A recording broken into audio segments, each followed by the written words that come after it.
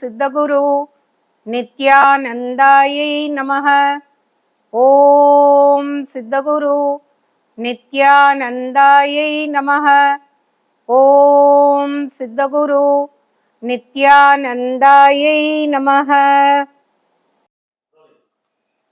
இன்னைக்கு பார்க்க போற தகவல் என்ன அப்படின்னா, இந்த செவ்வாதோஷத்தை பத்தி.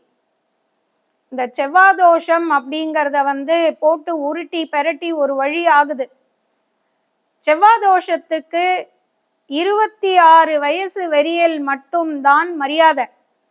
ஸோ 26 வயசுக்குள்ள கல்யாணம் பண்றவங்க தான் செவ்வாதோஷத்தை பெரிய அளவுக்கு எடுத்துக்கிட்டு அதுக்கான வழி என்னன்னு பார்க்கணும். இல்லையா நேர 26 வயசுக்கு மேல கல்யாணம் பண்ணிடணும். 26 வயசு அப்படின்னா அதுக்கப்புறமா செவ்வாதோஷத்தை பத்தி கவலையே பட வேண்டாம்.